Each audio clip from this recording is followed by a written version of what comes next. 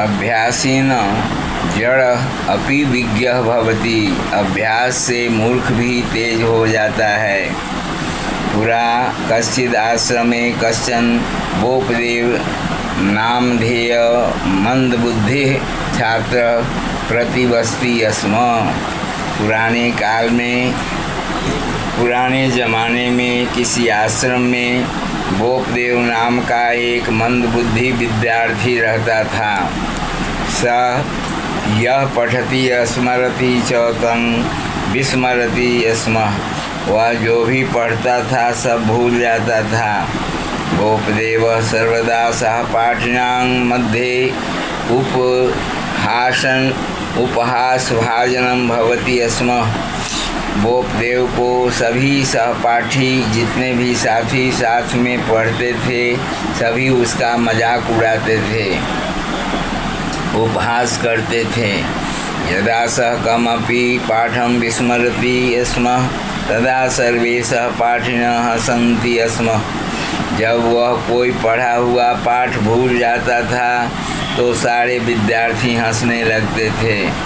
तेतां मूढ़ः इति संज्ञा ददति स्म।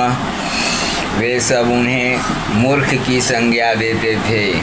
एकदा तस्य गुरु क्रुद्धः भूत्वा तम आश्रमात् बहिः अकरोत्। एक बार उनके गुरु क्रुद्ध होकर गुस्सा करके उन्हें आश्रम से बाहर कर दिए। सः आत्मसम्मानेन वंचितः सन् चिंतति स्म।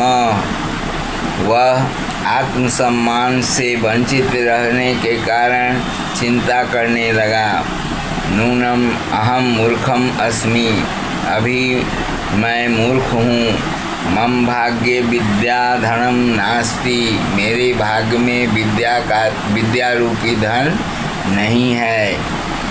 बोपदेव दुखितः सन् इतस्ततः भ्रमति स्म। बोपदेव दुखी होकर इधर उधर भ्रमण करने लगता है। एकदा सः मार्गे एकं जलं पूरितं कूपं पश्यति स्म। घूमते घूमते रास्ते में एक कुआं उसे दिखाई देता है। तत्र ग्रामीणा स्त्रियः जलेन घटान् पूरयन्ति स्म। वहाँ गांव की औरतें पानी भरने के लिए आती थीं।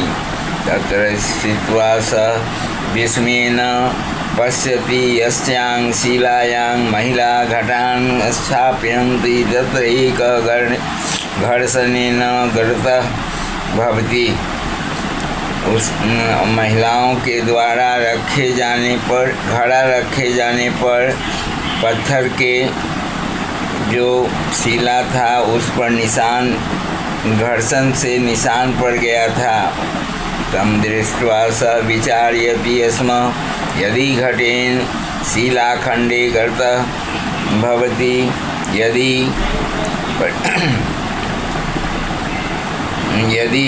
घड़ा के रखने से पत्थर पर निशान पड़ जाता है तर्हि पुनः पुनः अभ्यासेन मम बुद्धि अपि वेगवती समृद्धा च भविष्यति। तब उसके मन में यह विचार आया कि बार बार परिश्रम करने से, मेहनत करने से मेरा दिमाग भी तेज हो जाएगा और मुझे भी सारी बातें याद होने लगेंगी। यह बात, वो घर्षण वाली बात को देखकर उसके मन में ऐसा विचार आया। एतत् विचार्य सः पुनः विद्यालाभाय निश्चयं करोति स्म। इस तरह से वो विचार कर फिर वह विद्यालय में विद्या अर्जन करने को निश्चय करके गया। दत्ते चित्तः भूत्वा स परिश्रमेण पठति स्म। यदि वह परिश्रम करके पढ़ता था।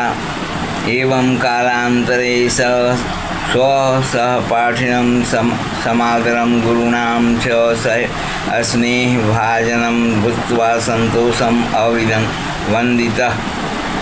तो उसके परिश्रम करने से वह गुरु के स्नेह का पात्र हो गया और सभी लोग उसे सभी विद्यार्थी उसे आदर की दृष्टि से देखने लगे।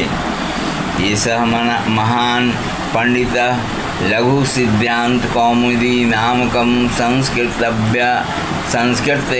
व्याकरणस्य ग्रंथं रचित्वा कालांतरे गोपदेव वरदराज इति नामना विख्यातः जातः। इस तरह से वह महान पंडित लघु सिद्धांत कौमुदी नामक संस्कृत व्याकरण की रचना किया और बाद में चलकर वह वरदराज के नाम से जाना जाने लगा।